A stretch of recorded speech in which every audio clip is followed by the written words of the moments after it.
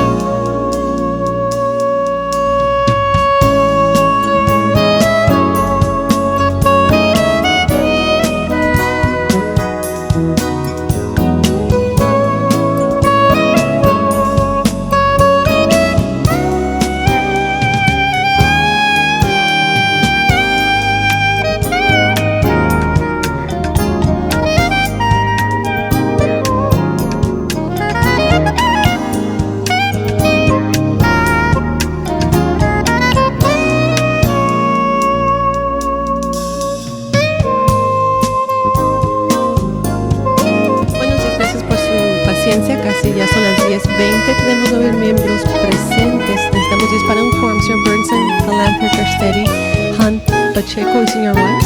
Si se encuentra en el edificio, favor de pasar al ayuntamiento para iniciar la reunión. Si no...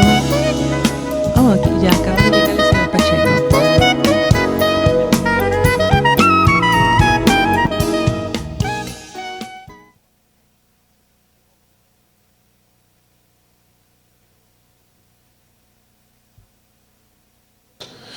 Good morning, everybody. Welcome to City Hall. Buenos Welcome días, to Council bienvenidos al Chambers and to meeting Ayuntamiento, of the al Los Concilio Angeles de City la Ciudad de Council Los for today, Ángeles. Tuesday, Hoy October es el 8th, martes, 2002. octubre City 8, Council meets every 2012. El Tuesday, Concilio se reúne Wednesday, todos los and martes, Friday miércoles y at 10 a.m. viernes Meetings a are las open 10 to de the la public. We mañana. do invite you to join Todos us. son For bienvenidos. those of you Las unable to reuniones attend son council abiertas al meetings, we público. can Se be puede viewed live from presentarse home en on persona, your puede cable station, channel vernos a través 35. del You internet en el can canal be viewed live 35, via webcast from the city's la página de homepage internet de or heard la via ciudad de Los council phone. Ángeles, o también Mr. Clerk, please call escucharnos the roll. vía telefónica. Burnson, Tome Delandra, lista. Garcetti, Gruel, Hahn, Holden, Labange, Miskowski, Pacheco, Perry, Gruel, Reyes, Holden, Ridley, Thomas, Labange, Whiteside, and Miskowski, Padilla, Pacheco, 10 members Perry, present, Reyes, and a Ridley, quorum, Thomas, Mr. signed. President. Thank you very much. This being Tuesday and the first meeting of the week, we do have both a salute to the flag and a moment of inspiration scheduled. Members of the council, please welcome to our council chambers our colleague from the city of West Hollywood, Councilmember Jeff Prang. I have asked Councilmember Prang to lead us in the salute to the flag this week. Please stand. Thank you, Mr. President. It's nice to be back in these chambers. Please place your hand over your heart and repeat after me. I pledge allegiance to the flag of the United States of America and to the republic for which it stands, one nation, under God, indivisible, with liberty and justice for all.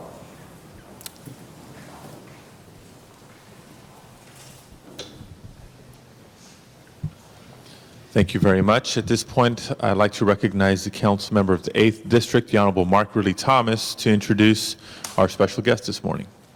Thank you, Mr. President. Members of the council, it is my pleasure to introduce, to bring us moments of inspiration, Krishna Kaur. Born and raised in this great city, she's been a teacher of the art, Kundalini Yoga, and self-awareness to the greater Los Angeles community for literally the last 30-plus years.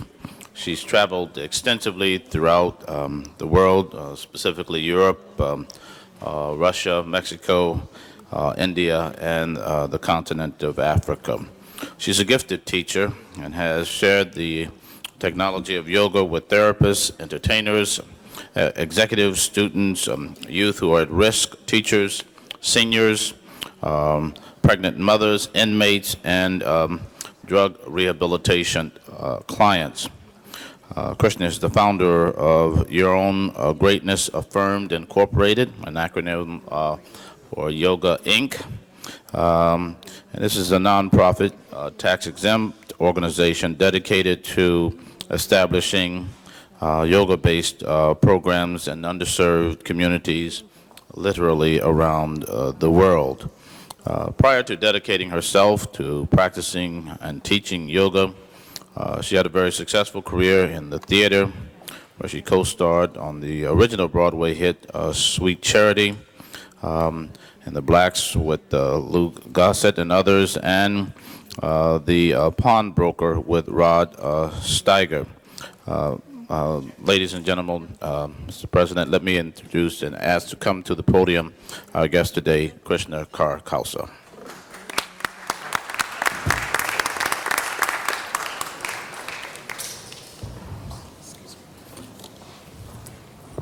Greetings, and I can bring blessings to all that are here in the chamber. And I'd like to give my thanks to the Honorable Councilman Mark Ridley Thomas for his good work in serving the community and supporting the work that we're doing. And I'd like to just ask you all to just take a moment and just be with me in your conversations and in your thoughts right now. I want to ask you if you will join me in a little yoga. Yes, Mr. President, I'm asking for everyone to join me. And we're going to begin by having you sit up nice and straight, for that's the whole point of yoga, to get straight. So we ask you to sit up straight, to relax your neck and shoulders. And if you have any tension or any thoughts of concerns that you're dealing with today, just sort of drop them for a moment and bring your palms so they're facing up but resting on your lap, pulling your seat away from your table a little bit, giving yourself a little bit of space. Close your eyes and begin to focus deeply on your breath. Close your eyes and focus deeply on your breath. Inhale a deep breath. Hold the breath for a moment and then slowly allow that breath to exhale. And again, inhale deeply. Deeply hold the breath and just relax your neck and shoulders, lengthen your spine, and slowly exhale. Good. And once again, inhale deeply. Inhale deeply. Let the breath of life fill your lungs. Fill your body with energy and oxygen and prana. And now slowly let it go. And just stay in this state for a moment as I share a few thoughts with you. Continue to breathe deeply, because without this breath, there is no life. With this breath, all is possible. Let us call on the God of all gods, O infinite great spirit, formless in every form, being in every being. Bless us deeply to understand our purpose as humans on this earth, and guide us to recognize the power of spirit within ourselves. We have been given the gift to learn and to teach, to serve and to share, to live and to love. We have been given the power to live peacefully on this earth in the healing lap of our beloved Mother Nature.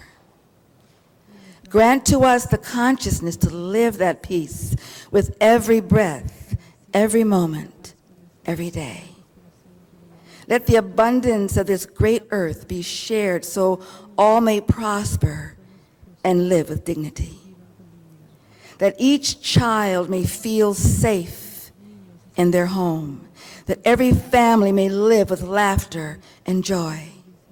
And every community may grow to nurture and uplift its own.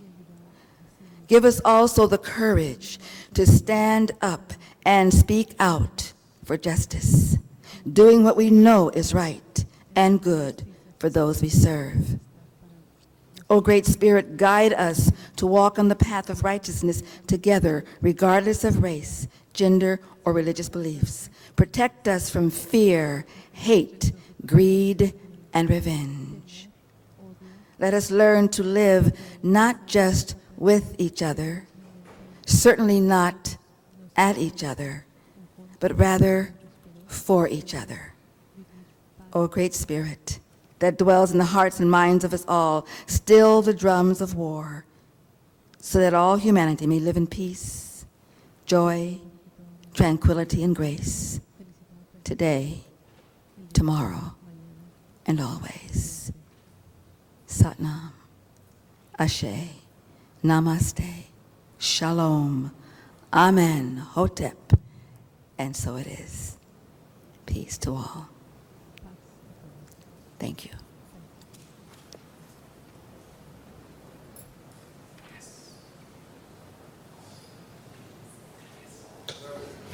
I move we adjourn.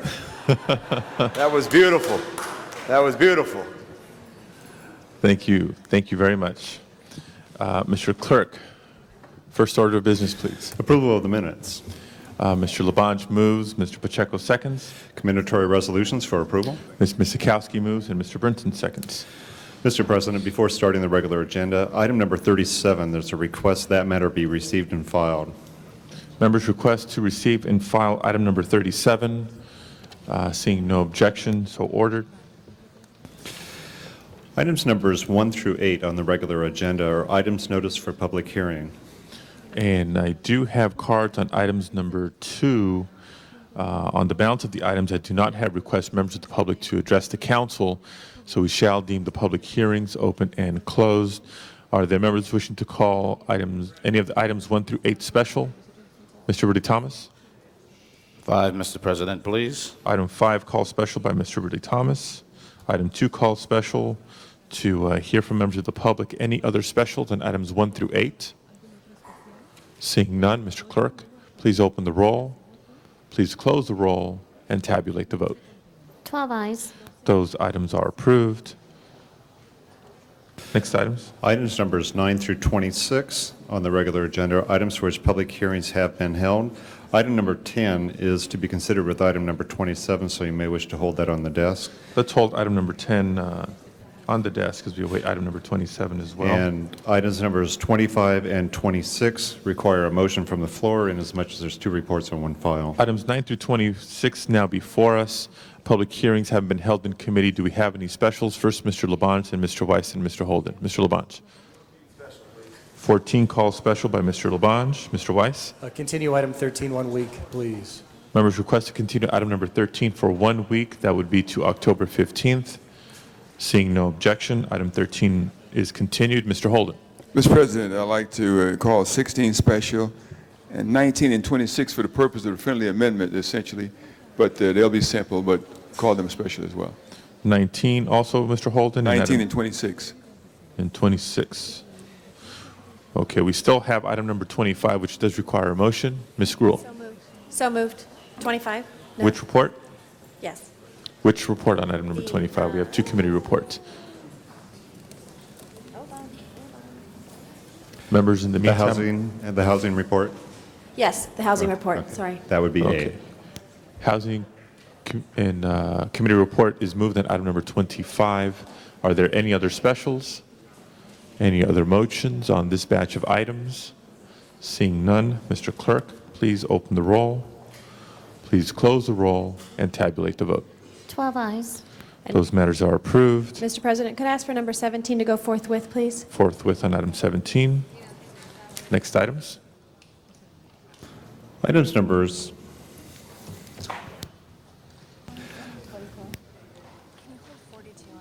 Items numbers 27 through 44, with the exception of 37, which has been acted on, are items for which public hearings have not been held. Items 27 through 44 now before us. Let's call item number 27 special and consider that jointly with item number 10.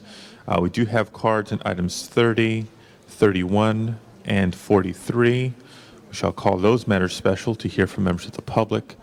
And I've been advised that Ms. Galancher requests that we hold item 42 on the desk, awaiting her arrival.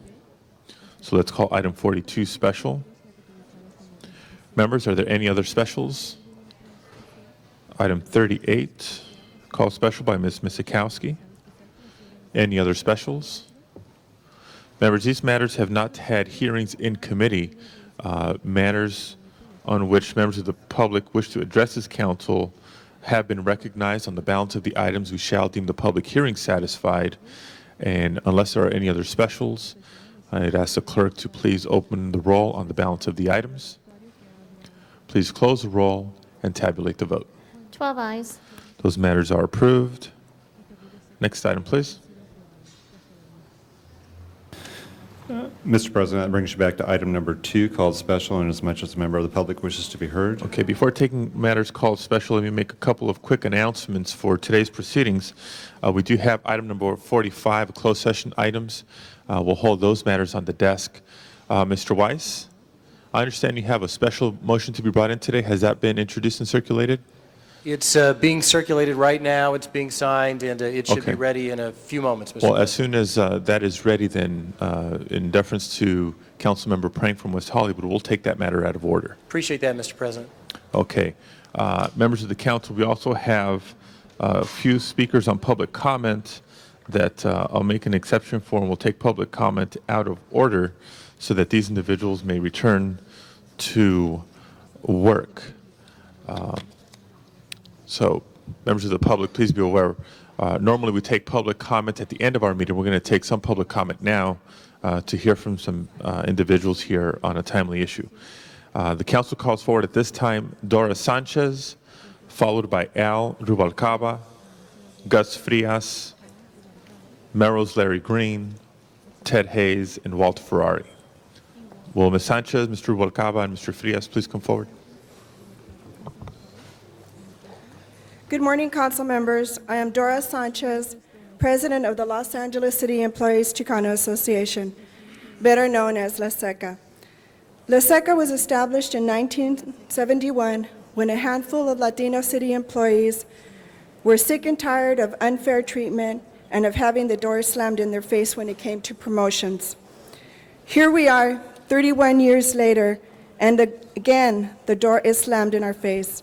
However, our 31-year journey has not been in vain. La Seca was responsible for bringing about the city's bilingual pay ordinance. It has awarded scholarships to members and their families, represented city employees in discrimination complaints, as well as unfair personnel practices, and has given thousands of dollars to deserving community agencies within the city. I am here to tell you that we are outraged with the mayor's selection for the chief of police. With 38 departments and bureaus in city government, there are only 2 Latino general managers. That is not only unacceptable, it is shameful. The Latino population is nearing 50%. The city's workforce should be reflective of the citizens it serves. Mayor Hahn will be held accountable for his actions when it comes to his bid for re-election. The Latino community will not forget come 2005. Ma'am, if I can ask you to conclude, and Okay, I'm ready. we'll hear from the other speakers. Okay. We ask that the City Council block Mr. Bratton's confirmation. Racial profiling is a serious issue in the federal consent decree and of great concern to the community. Mayor Hahn stated that the LAPD is a troubled institution, yet he selected someone who has to take the time to learn the city. Mr. Bratton says he loves cops. We say we love LA. Lastly, as La Seca president, I am beholden to the membership which elected me into office, and I ask each one of you, are you beholden to the mayor or to your constituency which elected you into office? Thank you. Thank you. Mr. Rubalcaba, followed by Mr. Frias. and Mr. I'm Green. Gus Frias. Let me go on now. Mr. President, members of the City Council, my name is Gus Frias. I'm with the Coalition for Chief of Police. And today, I join my peers in taking a united stand against the inequities that plague our diverse brothers and sisters in the city of Los Angeles. In particular, I join my peers in denouncing the questionable selection process that was used to select the new chief of the Los Angeles Police Department. According to Mayor Hahn, this selection was in agreement with previous conversations he admits he had with Mr. William Bratton days prior to the initial stages of the selection process. This conversation leads us to believe that perhaps Mr. Bratton's selection as chief of the LAPD was determined prior to the formal actualization of this selection process. If this is true, then the process was an unethical sham that was disrespectful to all of the candidates for this position and to the residents of the city of Los Angeles. Therefore, if this is correct, then we call on members of the City Council and the Los Angeles County District Attorney's Office to initiate a formal investigation to determine if the mayor indeed violated the rules of engagement used to select a new chief of the Los Angeles Police Department. This investigation is necessary to clear any question of impropriety that can impact the new chief's performance and related aspirations. Beyond all political expediency, the new LAPD chief must be a person that reflects the highest standards of excellence. This includes showing a commitment to respect and to live by the rules of engagement as set by the Los Angeles City Charter. Mr. Frias? Yes, sir. I want to get to the other speakers as well, if I can ask you to conclude. I'll conclude. Above all, based on the social and demographic challenges confronting the residents, we forward the following 3 expectations. The first one is that we expect the new LAPD chief to promote ethical police leaders that reflect the diversity of the city of Los Angeles. In particular, we expect him to promote competent bilingual Mexican Americans as deputy chiefs, commanders, and captains. Number 2, we also expect to be included as viable partners in the development and establishment of sound and effective school community policing partnerships. And lastly, and most important, we expect to hold the new LAPD chief accountable for reducing the high number of gang-related killings and serious physical injuries victimizing our children and youth throughout the city of Los Angeles. We believe that the above 3 expectations are measurable goals that must be taken into consideration as part of evaluating the performance of the new chief of the Los Angeles Police Department. Thank you very much. Mr. Al Rubalcaba, followed by Melrose Larry Green, Ted Hayes, and Walt Ferrari. Good morning, Mr. President and City Council. I'm a 31-year Los Angeles police veteran who retired 2 years ago. I'm currently a past president of the Latin American Law Enforcement Association and currently on the board of directors for the American GI Forum. To say the least, I'm outraged in the way Mayor Hahn has disrespected the communities of Los Angeles. The process from the beginning had the appearance of a charade. In other words, it was a done deal. How many people can quit their job and start house hunting in Brentwood? You know, I was born at night, but I certainly wasn't born last night. My purpose of being here is to put the council on notice that William Bratton's concept of community-based policing is nothing more than zero-tolerance policing. It's simply concentrating crime resources or police resources on a crime suppression mode. Again, it's equivalent to saturation or carpet bombing in a military operation. New York, when you look at New York when Bratton was there, the cost of policing doubled as far as the budget goes. The number of arrests that were made, there's a huge administrative and operational cost involved there. Let us not forget when Daryl Gates was the chief, we had the battle plans. We had Operation Hammer, and we had Rolling Thunder. All the arrests that were made during that time, only 3% were ever filed on. And importantly, what had happened, what manifested out of that was 39th and Dalton. We had 54 of our citizens whose civil rights were violated. We had a large number of millions of dollars that were doled out to settle the lawsuits. And also, embarrassing, the American Red Cross had to come in and house our community members whose residents were destroyed. And Mr. again, Rubalcaba? the cost was 80 of our officers were drugged to the coals of that. Mr. Rubalcaba, if I can ask you to conclude, yes, please. Yes, sir, I will. Finally, zero-tolerance policing places the immigrant community, the minority community, the homeless community, and the gay community in the gun sights of William Bratton and company. Recap, recap, recap. The numbers game is the engine that drives Bratton's community-based police program. Let us not forget the Rampart fiasco. Thank you. Mr. Larry Green.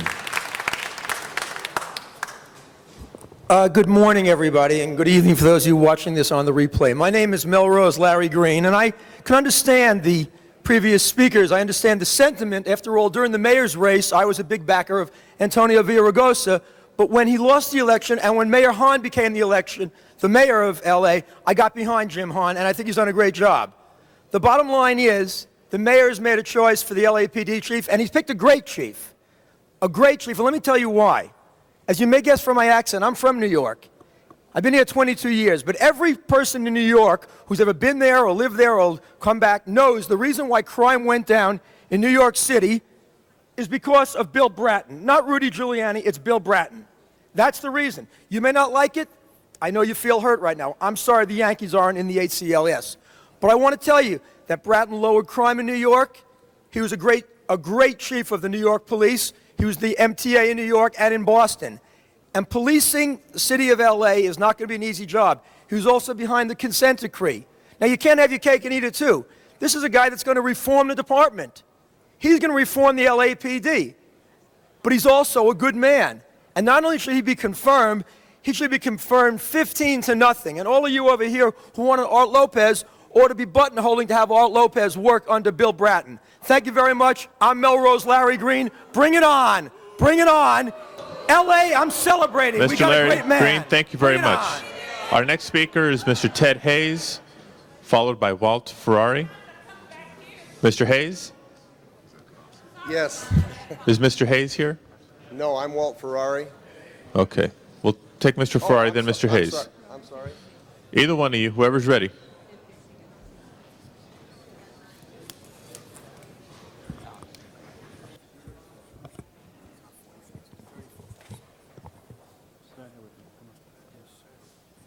Thank you.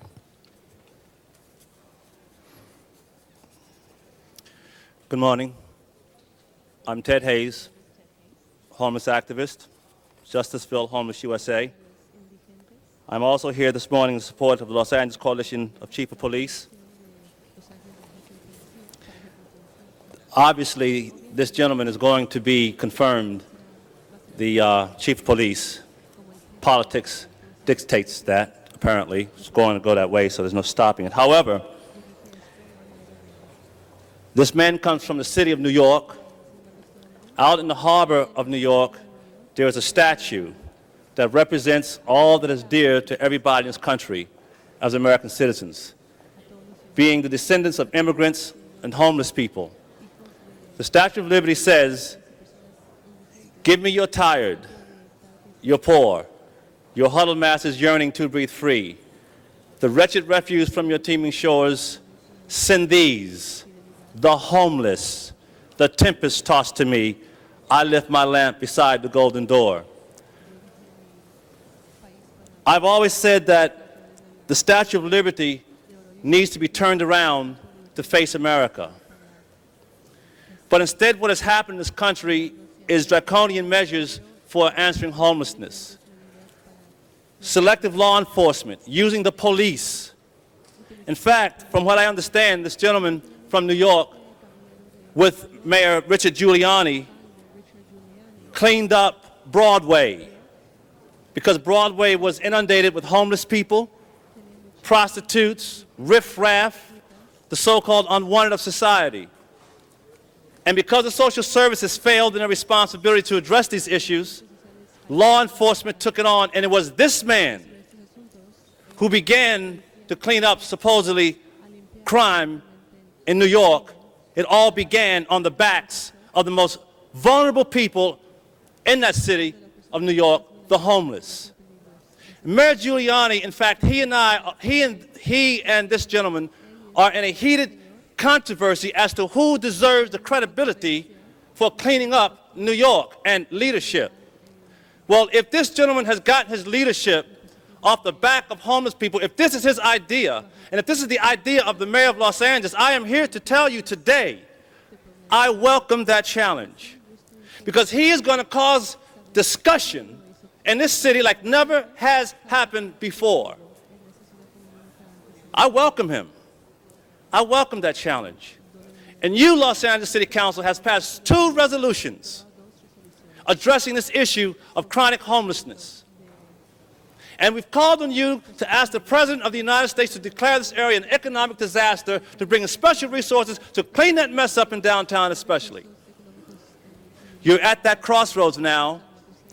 I want to make you mindful of something.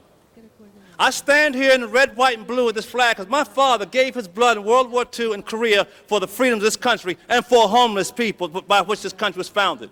And many of the homeless are veterans who fought for us to have this freedom down in those streets.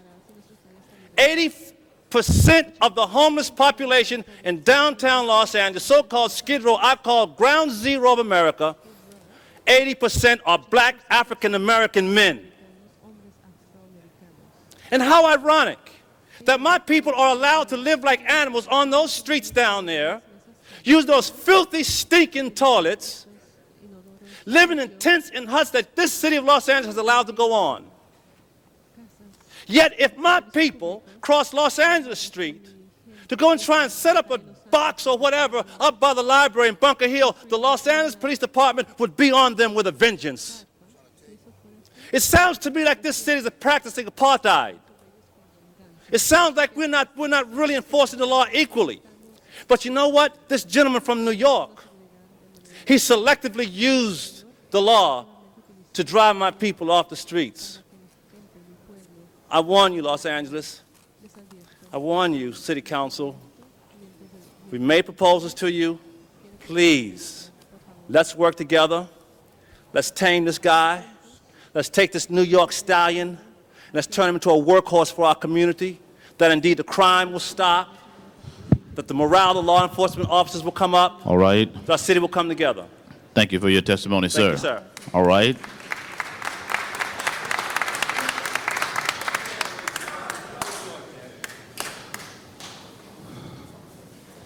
Next speaker, please. Yes, I came here for... Your name, sir? Walt Ferrari. All right, Mr. Ferrari, please proceed. I came here for a minor agenda, I thought, and then I see all these people speaking out, but none of the people back here are really listening. They're talking on cell phones. I don't know if you give these people the chance that they really need, because I don't see people listening. There's people carrying on with agendas. It's really not the reason I'm here, but I sat here and I'm looking at all these people, and there's a few people that are really paying attention, and the rest of them are just blowing these people off. Sir, may I invite you to, we appreciate your insights. You just indicated that you chose to take the opportunity to speak on public comment on a specific item. May I respectfully request that you direct yourself to those items. Okay. Thank you. What I'm here for, and I'm sorry about that, but it just upsets me that these people are really have a belief and we nobody's appreciate your listening. point, Mr. Ferrari. Okay. What I'm here about is I wanted to find out why the city will not allow the landlords in the city of Los Angeles to get more than 3% a year. Now, there's a lot of people that may not believe that that's right, but it's one of those things where the city of Los Angeles keeps raising everything. They create a new tax. They create a new, like I have right now, a bill that they raise the trash up $253 a month for AB 939. The city creates all these ABs and all these different things to create and create higher taxes for us, but yet they won't allow us more than 3%.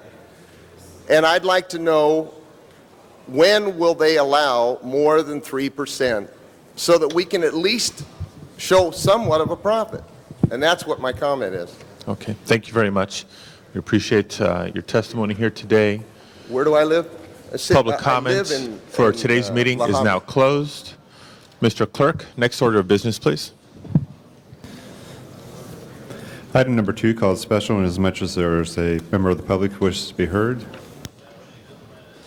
Before we take item number 2, Mr. Weiss, has your special motion been circulated? I believe it has, Mr. President. And Mr. Clerk, Madam City Attorney, are we in receipt of the special motion? Okay. Clerk advises me we have formally processed the special 1. So without objection, let's take this matter out of order. Madam Clerk, let's proceed with the findings, and we do have speaker cards on this item. Madam City Attorney. That's all right. Thank you, Mr. Chair. On September 1st, there was a violent assault in West Hollywood, and the district attorney recently, on October 3rd, filed the charges. He did not file it as a hate crime. This motion is asking that that be reconsidered. The Council needs to make the findings that the need to act arose after the posting of the agenda, and there's an immediate need to act. Council was not in session on Friday, and therefore the findings would have to be made. Thank you very much, Madam City Attorney. Members of the Council, is there anyone wishing to speak on the findings? Seeing none, Mr. Clerk, please open the roll on the findings. Please close the roll and tabulate the vote. 13 ayes. Okay, special 1 is now before us. Before beginning with council discussion, let's call up the speakers on special 1. beginning with the Mayor Pro Tem of the City of West Hollywood, Steve Martin, followed by Jeffrey Prang, member of the City Council in West Hollywood, along with the Honorable John Duran from West Hollywood and Pam Cook. Steve Martin, Mayor Pro Tem of the City of West Hollywood, formerly a resident of Pacoima, California. I want to thank the members of the City Council for bringing this forward, and I think this stands an eloquent testimony for this body's commitment to human dignity. A very vicious attack happened in West Hollywood, and it was an attack that terrorized our neighborhoods. A young man, without any provocation, was hit on the head with a bat, and when he went down unconscious, was continued to be beaten with a baseball bat and a pipe. No attempt was made to take his wallet. No attempt was made at any robbery. And he was probably only saved by the fact that there was a passing motorist.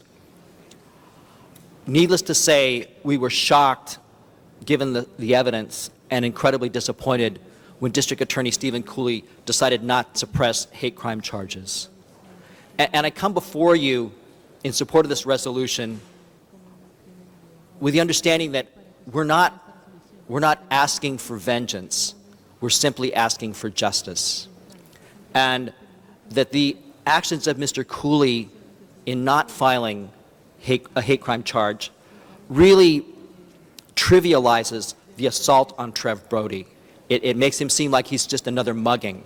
And frankly, that's not the way anybody in our community or the gay and lesbian community here in Los Angeles feels. So we're hoping that you'll join us, the City of West Hollywood, Sheriff Lee Baca, Honorable Mayor James Hahn, in encouraging Mr. Cooley to relook at the evidence and continue to gather evidence so that in hopes that we can get a hate crime allegation. So thank you and appreciate your time. Thank you very much, and thank you for being here. Councilmember Prang.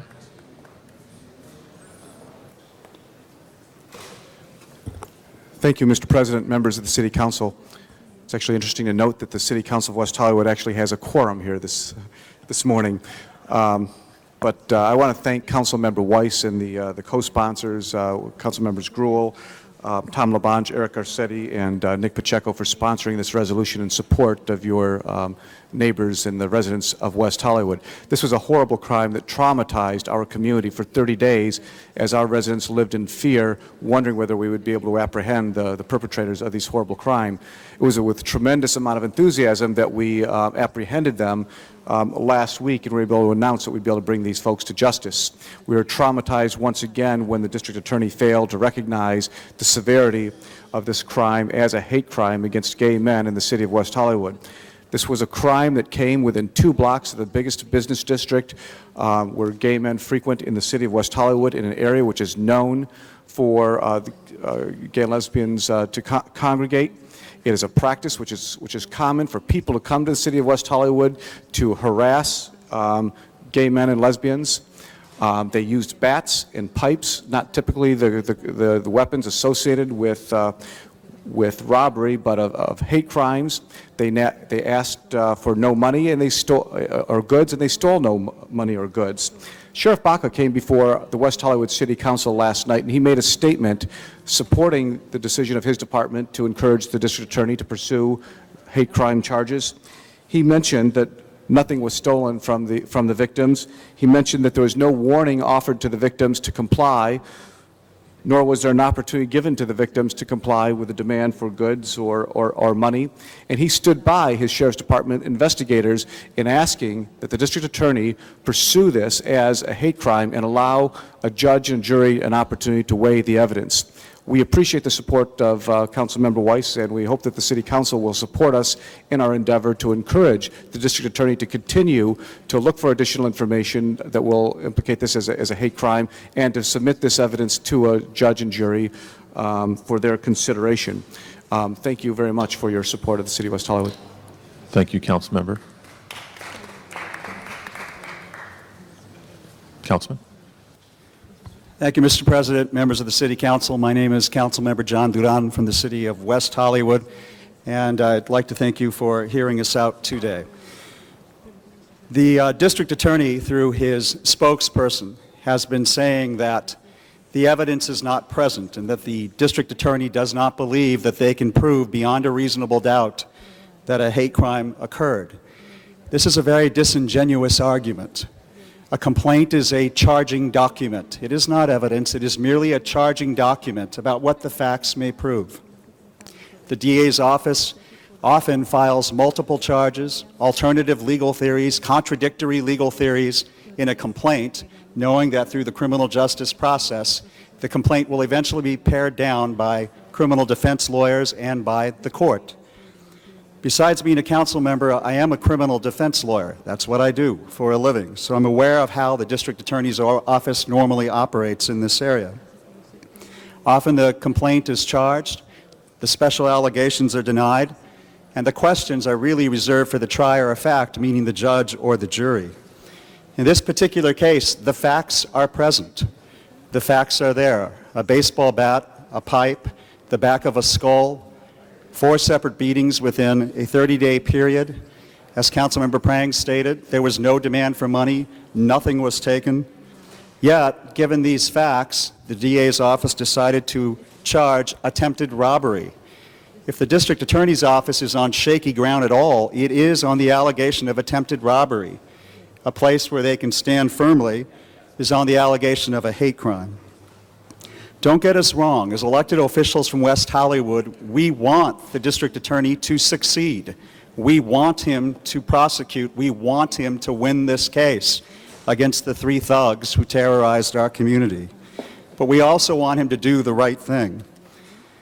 If the district attorney believes that a simultaneous statement is necessary, that a slur or derogatory remark must be attached to an act, that threatens all of hate crimes legislation as it currently exists. 15 years ago, I served on the Lieutenant Governor's Commission on Hate Crimes when we first developed this area of the law. And this raises a larger question. If a bat and a pipe at the base of a skull in the middle of the night is not sufficient for a hate crime, then under what facts would a hate crime exist? Is a statement absolutely necessary? It does help. Is it conclusive if the statement does not exist? No, it does not. So whether a crime is committed against somebody because of their race or ethnicity or religion or disability or gender or sexual orientation, the question remains the same, whether a hate crime has been committed or not. I would urge you to join the growing political community and urge the district attorney to do the right thing. We've had hundreds of people protesting in West Hollywood, not about the bashers per se, but about the sense of injustice. And that's what moves people into the streets, whether it's the White Night riots in San Francisco or the Rodney King riots here at home. It's the sense that the system doesn't work. And that's what we're confronted with. I urge an aye vote on this motion. Thank you very much. Our final speaker is Ms. Pam Cook.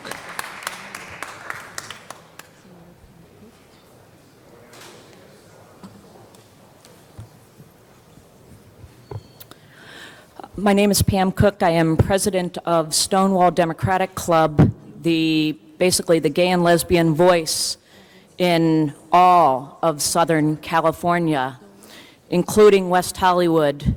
But I'm particularly proud to say that I am a resident of the great city of Los Angeles, and I am so proud of my councilman, Jack Weiss, and also the other members of council who have signed this motion and have requested that it be brought forward.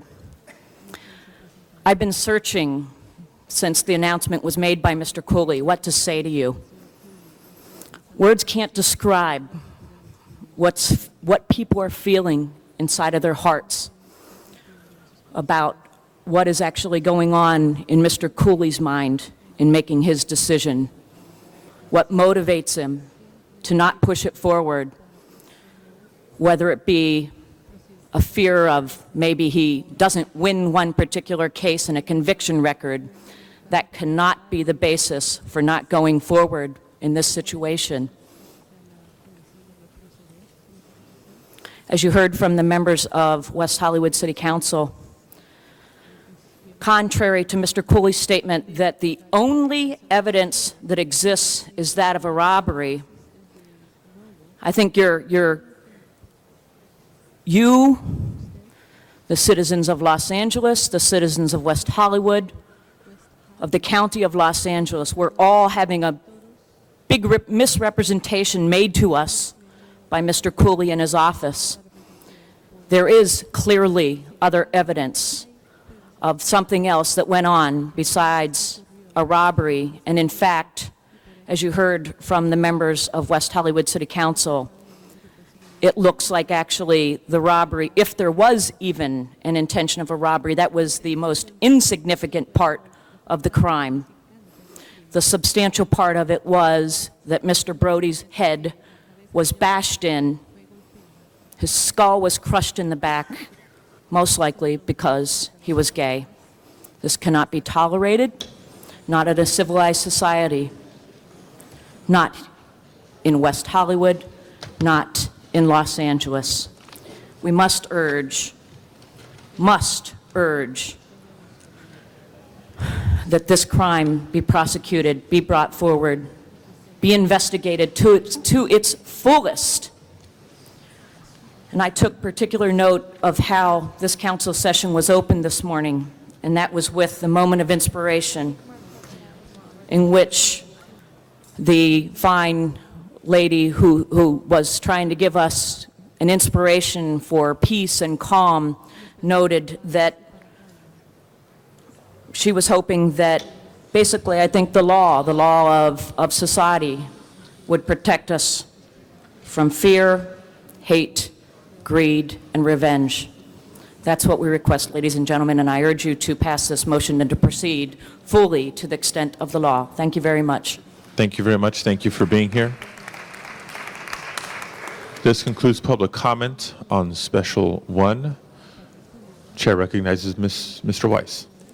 Thank you, Mr. President. Colleagues, I want to first commend my friends from the West Hollywood City Council, not just for their eloquent statements this morning, and to commend my friend and constituent Pam Cook, not just for her words, but for your leadership and for ensuring that this issue is going to remain an issue until and unless justice is done in this case. So congratulations to all of you.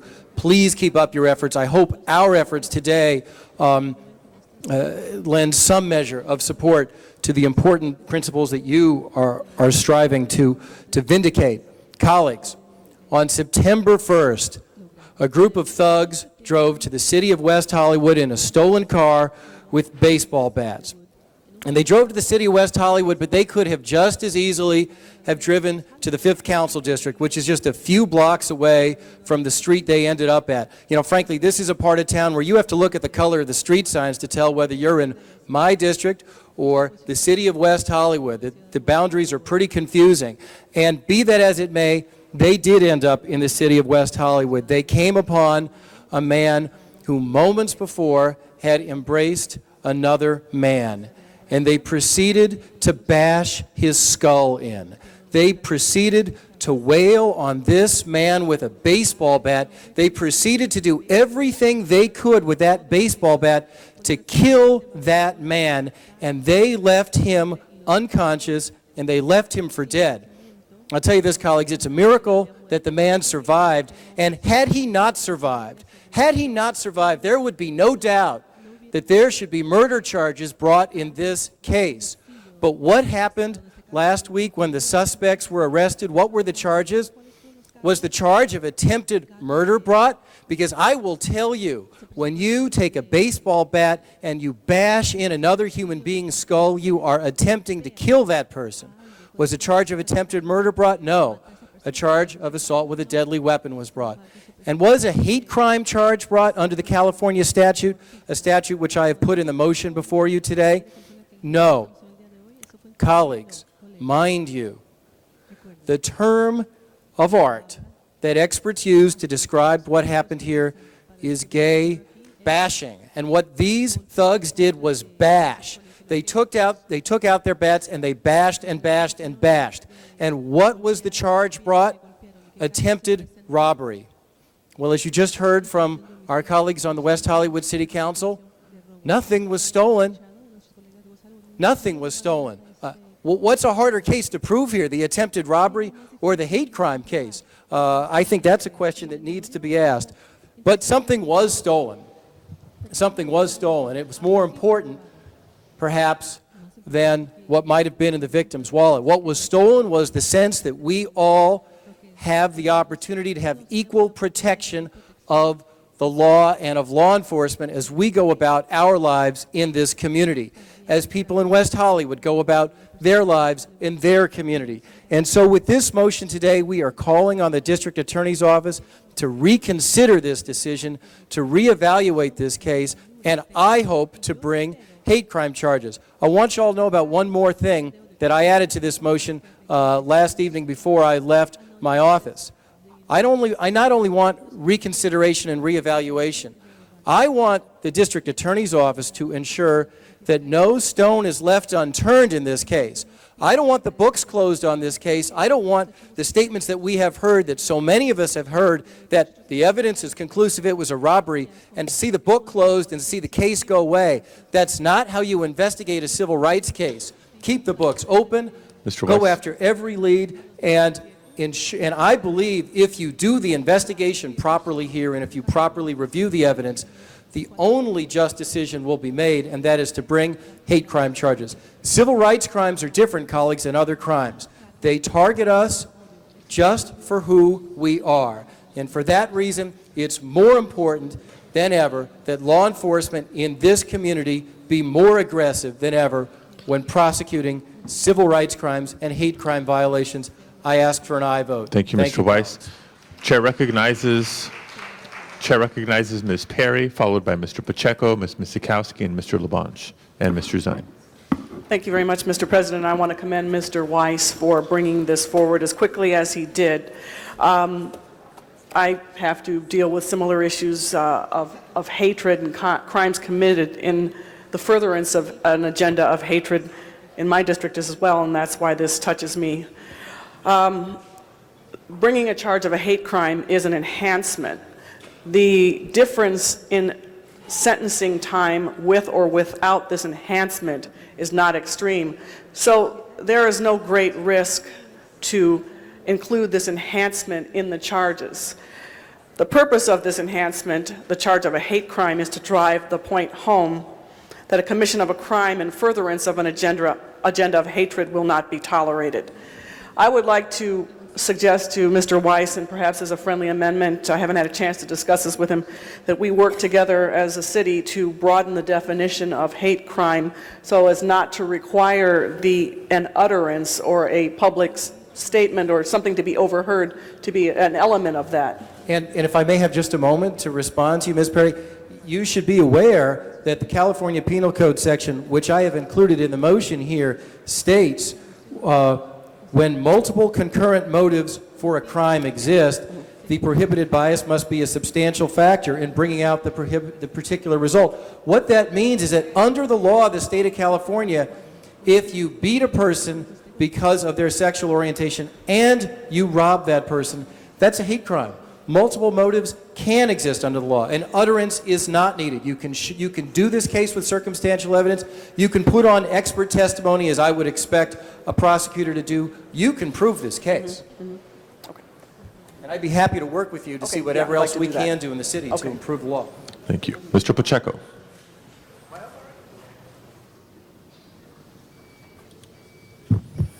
Mr. President and colleagues, I was simply going to say that I could prove this case to Mr. Weiss's challenge. It's pretty disappointing when you have a district attorney who looks at a case and doesn't follow the lead of the sheriff. When the sheriff comes out and says, we've interviewed the assailants, we've looked at the circumstances, and I think Mr. Weiss has pretty much hit the nail on the head. When you look at the type of actions taken against these individuals and the timeliness of having it just followed a moment of, I guess, sincere appreciation between two individuals, a moment of, I guess, for lack of anything more descriptive, a moment of love between two people, of embracing, and you see these individuals get out of their car and beat one of them, and you look at the circumstances, and it's pretty clear, as Mr. Weiss pointed out, that it's probably much easier to convince a jury that this was a hate crime than it is to convince them that this was a robbery. And I am really also, as a former prosecutor, dumbfounded by what the conclusion of the district attorney's office is. And I also joined in the motion and signed on the motion because I want to urge the district attorney to keep the book open, to keep looking at different options, to also reevaluate the position of the filing. And it's clear, as one of the speakers said, that the complaint, the filing of itself, does not prove or disprove anything. But given the opportunity, I believe a prosecutor, with the evidence presented by the Sheriff's Department, could convince a jury that this is more a hate crime than a robbery. I'm just extremely disappointed that our district attorney did not choose to follow that path, and just urge him to reevaluate his position on this matter. Ms. Misikowski. I am proud to join with my colleagues who submitted the motion and voting on this today. Hate crimes are more than a crime against an individual. They are really crimes against the fabric of our society. And I think Ms. Cook, when she talked about the earlier reference to our moment of inspiration today about the laws of society, it's really about the laws of a civilized society. And in this area, our society has seen what this crime was, saw it when it was committed and reported, saw it when there was reaction, with the lead investigators of the Sheriff's Department knowing palpably what was going on in that community. They aggressively pursued the clues that led to the arrest. They then announced that they were preparing the case. They were preparing the case with the information they had, having worked that community for the last 30 days, and they indicated that they were asking the DA to charge this as a hate crime. When we look at the society around us, the law enforcement officials involved specifically in this case, and I think even what Mr. Weiss has prepared today, which is really the language of the California Penal Code section under which this is being charged. I don't see the word that a language and utterance has to be said. It is essentially the perception of the people committing the crime, who the victim is, why that person is a victim, the strength of the evidence of what was done to this victim in the area that it was done, I think clearly gives the evidence. And I'm pleased to have heard both Mr. Weiss, Mr. Pacheco, two of the people who have been involved in prosecution, even the criminal defense attorney from the city of West Hollywood, who talked about knowing what normally comes from a prosecution on the DA side. There is no question that the DA should add this enhanced charge to this prosecution, pursue it with the additional investigation that is going to be necessary in that community, but pursue it because it's the right thing to do. It is about justice, and this is the right thing to do. Mr. Labange. Thank you, Mr. President, members of the council. I want to thank Councilmember Weiss for bringing this to our attention, and others who brought it to our attention as well, and the importance of what a body of a council is, to bring these matters to the attention for other entities of government to look and refocus. It's my hope that Steve Cooley, who's a good man, could look at this in the terms that we want him to look at, because it's real important to prevent this from happening again. The harm of violence to anyone is a scar that lives with people and the scar that affects people's life. And no one should ever be hurt. But we do have that happen to us in a society of ours. But we have to make sure in this particular case that all elements are looked at in the broadest terms so it could send a strong message that people are not hurt because of their sexual persuasion, because whatever they identify with, the color of their skin, their religious beliefs, or how they look or walk down the street, or that they embrace somebody in the streets of Los Angeles or Long Beach or West Hollywood or Glendale, California. This is what is important, what we do today. So it's my hope that the district attorney can look at it as we ask him to, and to reconsider it and make the right decision on this here, because it's important that a strong message be sent. I just wanted to thank you, Mr. Weiss, and all the members who signed it. Thank you, Mr. President. Mr. Zine. Thank you, Mr. President. Colleagues, we've heard from the defense attorney, and clearly in criminal cases, plea bargains are taken many, many times. And what I learned in my experience with the LAPD is you always file the most serious charge, because oftentimes when it gets to court, there's negotiations and there's plea bargaining, and they will then cop out to a reduced charge. In this particular case, second-degree robbery, ADW, and conspiracy to commit. And you would think that with the circumstances and what the community has gone through, not because it's politically correct, but it's because it's the right thing to do, will be to file the most serious charges and to add every single charge you can add to those defendants, who, by the way, have seen the inside of a jail cell before their arrest. These are not individuals who have never faced the criminal prosecution in the past. These are violent felons who are on the street, who, for whatever reason in the past, when they encountered law enforcement and went through the criminal justice system, will return to society, hopefully rehabilitated, but obviously in this case not rehabilitated, and now preying on society again. And I know from the newscasts and what the West Hollywood City Council has gone through and the Sheriff's Department has gone through and the beefed up patrols that they had to put into West Hollywood to try and bring back a sense of reasonableness and a sense of safety in that community. And I identify with what they're going through on the East Coast right now with some crazed individual that's shooting innocent people. What's the difference of shooting someone with a gun or taking a bat and a lead pipe and beating someone to death? And if rescue efforts hadn't come at the time they did, there'd be one more murder in West Hollywood and one more murder in the county of Los Angeles. I support this, and I know District Attorney Cooley didn't campaign on politics. He campaigned on being a prosecutor and doing the right thing for the people as a professional prosecutor, and that's what this is all about. But when you can get the detectives investigating the case, ask for the filing of the serious charges, and the sheriff of the county and the elected officials all coming to rally around this, this isn't for one individual. This is for the symbol of justice. And so other individuals understand you don't go to West Hollywood and beat up innocent, honorable, law-abiding taxpayers just because you may not agree with their way of life, period. And the most serious charges should be filed, the enhancement should be administered, and these three thugs who are on the street who are currently incarcerated, if it's not done properly, they'll be back on the street, and God knows what they'll do next time. Instead of a baseball bat, it might be a gun or some other weapon. So I support what you're doing. I support my colleague bringing this forward. And like he said, there's a borderline between West Hollywood and the city of Los Angeles, and I think it's Willoughby and some of the boundaries, and it could have been right across the street, just south of Santa Monica Boulevard, and at Melrose, you're in the city of Los Angeles. So this could have taken place in the city. It shouldn't take place anywhere, and we need to send a strong message out. This will not be tolerated. So I commend you for being here this morning, commend my colleague, and also my colleagues here. I didn't see that special one to sign. I would have signed it if I saw it, because I totally support it. And the message, hopefully, to the district attorney will be to review this again and to take the appropriate action and to file the enhanced charges of the hate crime. Thank you. Thank you, Mr. Zine. Ms. Gruhl, followed by Mr. Holden.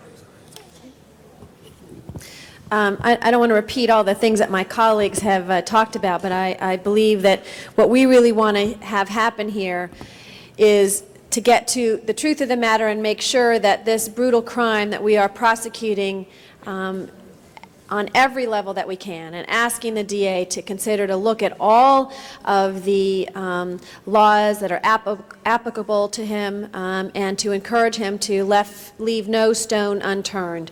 As Mr. Weiss had said, make sure that we are all working together to ensure that this kind of vicious crime does not happen in the future. And I think that you've seen today that this council is standing together on that issue, wanting to make sure that we move forward on this, that we look at every single issue and keep that book opened to ensure that we prosecute to the fullest extent. So I want to join my colleagues as Jack and I spoke on Friday about this. I also personally called Steve Cooley and asked him as well to look at all of these options in support of this motion that we have here today. So I just want to thank the leaders of the community that are here today and speaking out on this issue, and look forward to adoption of this motion today. Thank you. Mr. Holden. Mr. President, members, I'm going to announce right up front that I plan to vote for this motion. I'm sure it'll be unanimous. But I'm going to ask two of my colleagues a question. Mr. Pacheco and Mr. Weiss. Question, Mr. President, if you want to hold my time, and Mr. Pacheco is not there in his seat, and Mr. Weiss is not even listening. Mr. Weiss, I want to ask you a question. you were federal prosecutor, is that correct? Yeah, and yes, and the answer to that is yes. But the question I'm going to ask, were you at any time aware that during the time you were prosecuting that they overbooked, overcharged, or made charges that they could not convict? No, that's the question. Were you aware of that during the course of your profession as a prosecutor? Well, you don't want to answer. It's clear. The fact of the matter is that I heard Mr. Zine say that they overcharge, knowing there's going to be a plea bargain. That bothered me, and then I pushed my button. Because in this particular case, yes, I think it's a hate crime. But if that's a common practice within a department by police officers, I disagree with that. If that's a common practice with any prosecutorial office, I disagree with that as well. That you overcharge knowing in advance you're going to plea bargain. What is the criminal justice system all about? On the issue at hand. You know, you use that against certain people, and you guys don't give a darn about that. But let me, on the issue at hand, the fact of the matter is that if those individuals went into any other part of the city with a baseball bat and they call them skinheads, you would say it's hate crime. Now, next question is, I don't have all the evidence, number one. Even in the Cosby case, when the Cosby son was murdered by the people from, you know where they were from, you were over there in your district, Mr. Weiss. And the fact of the matter is that they said it was a hate crime, in addition to the fact that he was murdered. But what the turnout was, they charged him with murder, mentioned the fact that it was a hate crime, and convicted him of what? Of murder. In this particular case, you've got to get a conviction. We can say anything we want to say, but you got to get a conviction. If you just say it's a hate crime, he's not likely to be convicted. If you say a hate crime plus the fact that assault, or attempt with a deadly weapon, or try to commit murder, then that's fine. But I would say to you that I believe, based on what I read in the newspaper and what I've heard and seen in this motion, that the individuals were committing crime against the gay and lesbian community, the gay community. And I think that is a hate crime. It falls in that category in my view. What the penalty? Can you get a conviction? I don't know. Well, am I going to vote for this motion? Yes, I am. And I'd be delighted to do so. Mr. Reyes. I just wanted to rise to congratulate and thank Councilmember Weiss and my colleagues for bringing this forward. Thank the council from West Hollywood for stepping up. It's important we make this issue a region-wide issue.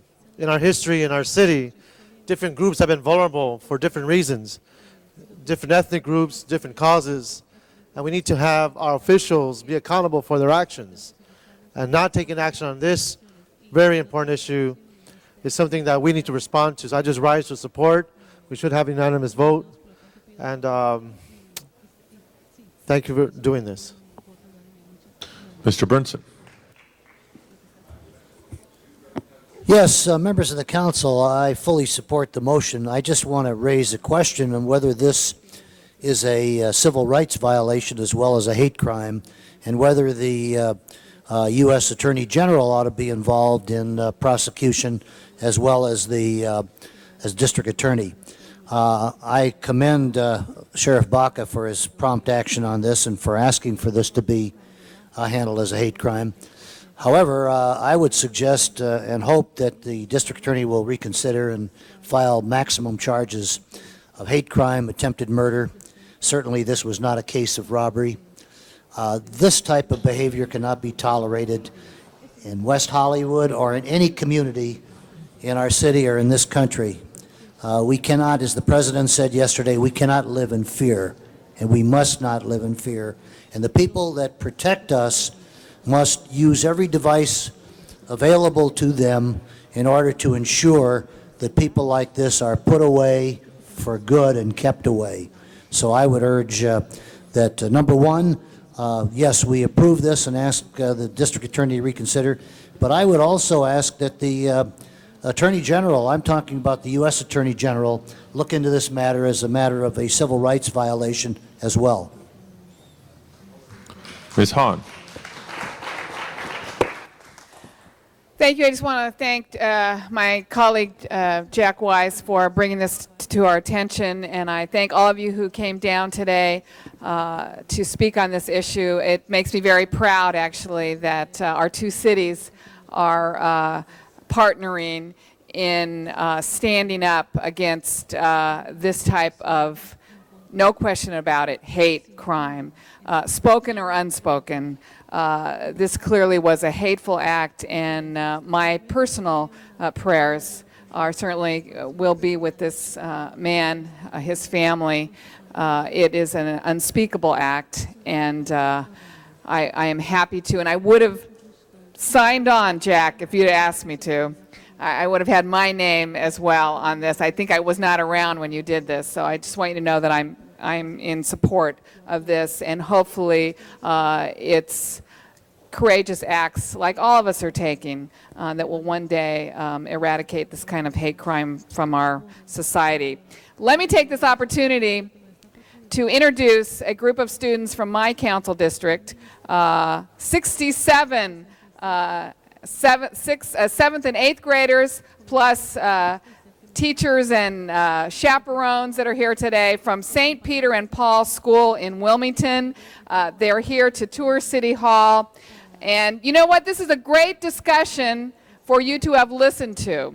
And I'm glad you stood in the back and listened to us talking about these kinds of hate crimes that are happening in our society. And hopefully, you know, the young people, the perpetrators of this crime didn't start out hating. They didn't start out hating. And it's what you're learning in school, and it's the activities that you're involved in that will keep you on the straight and narrow as you go through your life. So thank you for being here today, and I hope you enjoy your day.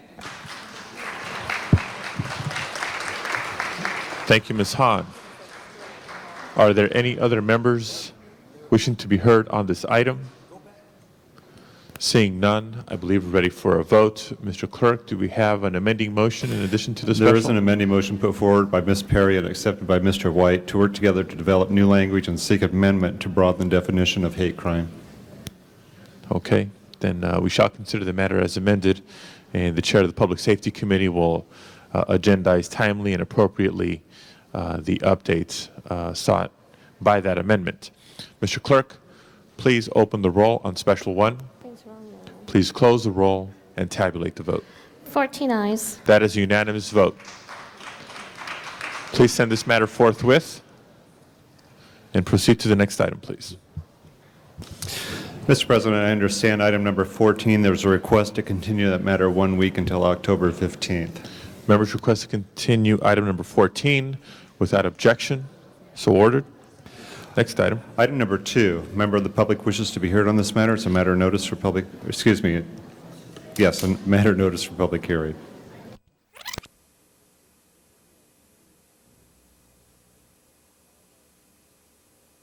The council, as members of the board, actually legally have that effect. Nonetheless, the fact that you are there doing the work for us gives me a lot of confidence that sometime, and hopefully sooner rather than later, we're going to have a good reform package before us, because I know of your commitment to the film industry, and we do not want to lose this important tool, or we don't want to lose an important tool to keep the film industry here. At the same time, we definitely need accountability and transparency. I know those are values you very much want to institute, and I wish you success. Ms. Gruhl. I won't be long on this one, but just two items, and thank you, Mr. Weiss, for that. I mean, what we found last week, I mean, particularly whether it is a public or private entity, which is still being debated legally, none of that matters if the agency isn't operating effectively and ensuring that the funds are spent appropriately. And so that was our interest. And we also found that most people were in agreement that they didn't want it to come back to the city or the county, that there were some benefits to having it be a little bit separate. But I did want to now ask, Mr. Fujioka, you mentioned, you had sent a letter, I think, last week asking Ms. Chick to be involved in this process. How would that be different than what we're proposing today, which was you were going to work with her, but separately now we're going to provide funds. Were you at that time going to provide additional funds to her, or how was that going to work? Yes, I had sent a memo to the controller asking our two officers to work together on the performance review. I had a discussion with the controller's office, and Mr. Allen is joining us. And in recognition of the controller's role in the audit function, Mr. Allen and I agreed. He was speaking. He can speak for Ms. Chick, but I'll just say the words that the controller's office could take the lead in this particular audit. And again, recognizing her role as our one of the principal auditor for the city, that was fine. But we would work together in this audit, but again with the controller's office taking the lead. With respect to funding, although we don't have any funds specifically identified in our budget for this audit, as I stated earlier, I would work with the controller's office, the CLA, and the CLA to identify an appropriate source of funds for this audit to ensure that that doesn't present an obstacle. And you've done, how many performance reviews have occurred in the past? We have completed two in the past. We through a council motion, we're charged with the responsibility of conducting a performance review. I understand that, but maybe I Mr. Allen speak to the at least what they envision as the scope of the audit, which would be broader than what our responsibility presently consists of based on the council motion. But if the council decides through today's action or next week's action to place the controller in a lead role and for our office to work with the controller, that's fine.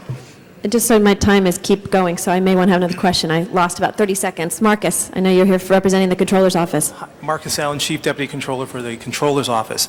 We would envision conducting a performance audit of the terms and conditions of the contract with the EIDC, as well as the overall city's performance and management of the EIDC. So it would be specific to the contract as well as to the overall process, including all the departments as well as the administrator's role with regard to the EIDC. So, and again, in not having the duplication of effort with what the EIDC is going to do, I mean, this is really looking at from the city's perspective and a self-analyzation of what we're doing and how we're operating and that relationship with the EIDC on the contract. So it's twofold, which is an appropriate, as Laura and I talked about, an appropriate role for the controller to take on. And again, will hopefully not have us duplicating efforts. Mr. Deaton, you look like you wanted to say something. No, I'm just saying, we structure it correctly. We should be able to keep the various roles correct and avoid duplication, and I think we can come back in a week with the financing of that and also work out the details. Okay, and in the interim, the controller can begin the Should process proceed, with the and- adoption of this today. Right, and the CAO should proceed to do the things relative to the studies that they're That involved are currently, they've already have in place. and the Okay. review they're responsible for. So, Mr. President, that would just be the amending motions that I made with this item, and the city clerk is looking at me. I did say this earlier, I know. One was to amend the motion directing the CAO to coordinate all the information that they have acquired during the last couple of months into this motion and to be able to report back. And secondly was asking the CLA to come back with the city attorney on funding options within the next week. Okay. And it would be requesting the city controller to do that audit. I don't believe there are any objections to those amending motions, so we shall consider the matter as amended. Seeing no other members wishing to be heard on this item, Mr. Clerk, please open the roll. Please close the roll and tabulate the vote. 10 ayes. That is approved. Next item, please. Item number 45 is a closed session item. Do you wish to? Let's clear the desk. Okay. Motions for posting and referral? Motion shall be posted and referred. Council members' request from excuse from council? Councilmember Padilla requests to be excused on October 16th and 18th and November 22nd for personal business. This meets policy. That is approved. Councilmember Garcetti requests to be excused for personal business on November 13th and November 15th to arrive at 10:30, and November 19th, Wednesday, November 20th, Friday, November 22nd, and Tuesday, November 26th for city business. Meets policy. Mr. Garcetti is excused. Councilmember Galanter requests to be excused on October 9th and October 23rd for city business. This requires a motion. Ms. Perry moves. Ms. Galanter is excused. And Councilmember Perry requests to be excused on October 15th and 16th for city business. This meets policy. That is approved as well. The desk is clear, so for item number 45, closed session. Okay, in conformance to California law, the council will now adjourn into closed session. Guards, please clear the chambers.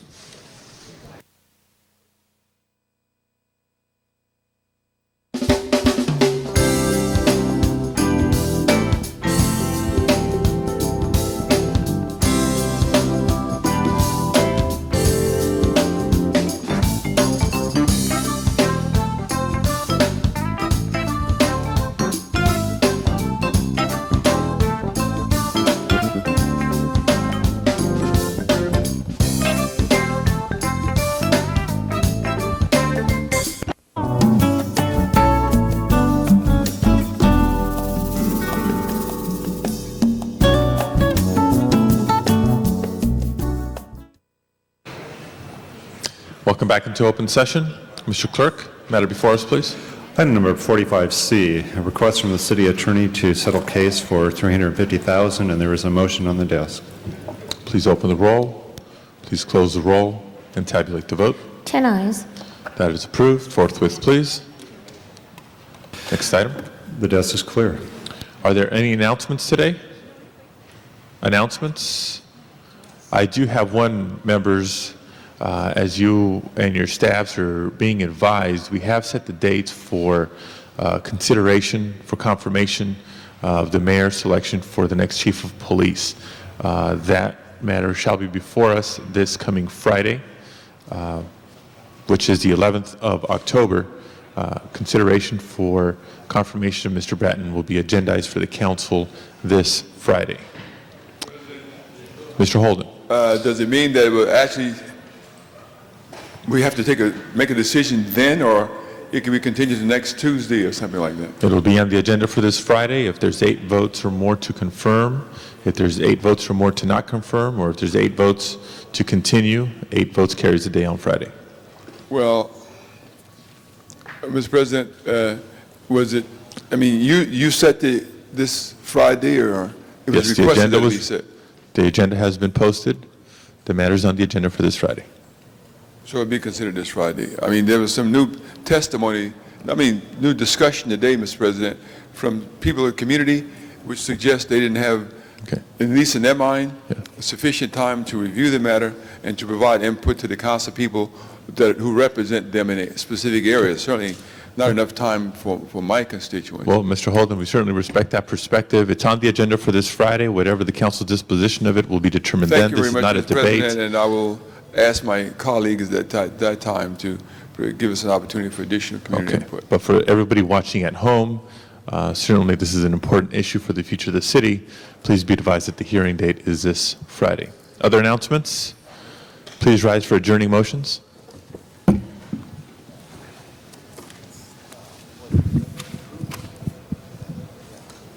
Adjourning motions. Mr. Weiss. Thank you, Mr. President, colleagues. I ask that you join me in adjourning today in the memory of a close friend of my family, Tom Kelly, who died at the age of 77 on October 1st. He was born in New Orleans, Louisiana on June 9, 1925, received his undergraduate and law degree from Tulane University, practiced law for many years, and Tom served in the U.S. Army as a first lieutenant in World War I, where he fought in the D-Day invasion, the Battle of the Bulge, and received a Purple Heart. He was also stationed for a period of time at the Nuremberg trials. Tom was a wonderful, wonderful man, and he will be missed. Mr. President, did I hear you say he was in World War I? World War II, I apologize. World War II. It could be. Mr. Zine. Mr. President, colleagues, request we adjourn in memory of Maryam Nahib Shahim Saab, passed away September 27th. Maryam Saab passed away in Beirut, Lebanon. She is survived by her children who reside in Los Angeles. A memorial mass will be offered on Sunday, October 13th, as requested by her family. She will be greatly missed by her family and friends. She is survived by her children, George, Georgette, Abdul, Layla, Ada, and May. And may she rest in peace. Mr. Labange. Thank you, Mr. President, members of council. I ask we adjourn in memory of Virginia Scott, the mother of Devin Scott Rosenheim, who had worked in the 11th District, the 13th District, the 5th District, as well as for Mayor Reardon. Miss Virginia Scott was a wonderful resident for over 60 years of the Atwater Village community and always would walk in her neighborhood and be very active in community affairs. She has two daughters, and her wonderful daughter Devin worked for all of us, who also was interesting to note, her daughter Devin was the first female athlete in the city's history to play on a boys team in 1970, which was a tremendous breaking of the separations, and she was extremely separations of sports between boys and girls in Los Angeles schools, but she was extremely proud of her daughter and loved Los Angeles greatly. She battled cancer at the end, but she's with her maker in memory of Virginia Scott. And I'd like to ask Ms. Sikowski. I would like to be a co-presenter on that. Both Devin and her husband, Brad Rosenheim, were in CD11. And I was just telling, I think, Wendy Gruhl that at their wedding, Devin got up and gave a tribute and a toast to both of their parents, because at that time, both sets of parents had had extremely long marriages, and Devin said that she hoped that she and Brad on their wedding day could live up to the example that was given to them by both of their parents. And I think her father and mother at that time had been married for about 42, 43 years. So I would like to be a co-presenter on that. She was a woman committed to this city and raised two wonderful daughters who gave back to the city as well. Mr. Holden. Mr. President, Mr. Weiss just announced that one of his relatives passed away, but he just talked very little about D-Day invasion and the fact that he was there. Very few of you, if any of you, were around during D-Day, but I was. And I must tell you that what these men gave for us, knowing going in on that beach, their life. And so America stood still then. We all, in our schools and in place of work, stopped at a certain time at the beginning of D-Day, as we were told, and we offered prayer to each person involved in that invasion. And I must tell you that what those men did at the Battle of the Bulge and D-Day made it all possible for us to be here today and for years thereafter and live in freedom like we have. Just think what it would have been like if that had not been the case, if they had not been victorious, had they not been successful. So your relatives was one of the ones who made that all possible. He's a friend of our family, but well-spoken, and appreciate the comments, Mr. Holden. Mr. President, I would just also like to co-present on the Rosenheim matter and join my colleagues in extending my sympathies to their family. Other tributes? I just wanted to... Mr. Labange. Yeah, just what Mr. Holden said, though, and of all the people, we got Veterans Day coming up in November, and if we point to that to really always recognize our veterans, because every day we could stop and think that someone sacrificed their loved country, their love and family to help others, and the efforts wherever their challenge have been, especially as you mentioned in the tragedies of World War II. Anyway, thank you. Thank you, Mr. Labange. And members, I did want to publicly convey our thoughts and prayers to the families of the victims of the sniper attacks in the Washington, D.C. area over this last week. As many of you know, 6 people have been killed in the attacks, with additional, I believe there's 2 injuries from the bullet wounds inflicted by what has appeared to be attacks from a scoped rifle using high velocity rounds. Governor Glendening has appealed for an end to the attacks. I just want to share one of his quotes. This is a person who is shooting elderly men, shooting women, and now shooting little children. And I really think if there's any message, it is for this individual to turn himself in to stop this insane killing. The incidents may be 1,000 miles away, but as we've all come to know all too well this last year, this is a small world, and our country is really close. There's probably no community in Los Angeles that hasn't felt the impacts of these incidents from this last week, and we wanted to send our best wishes from Los Angeles to our brothers and sisters back east.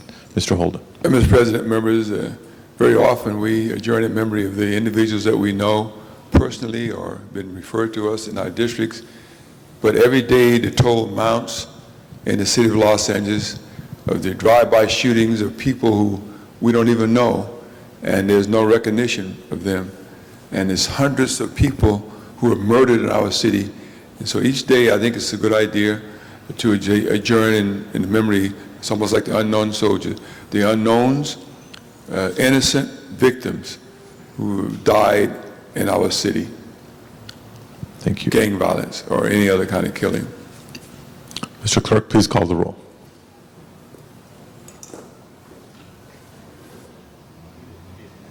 Thank you all very much. This meeting is adjourned.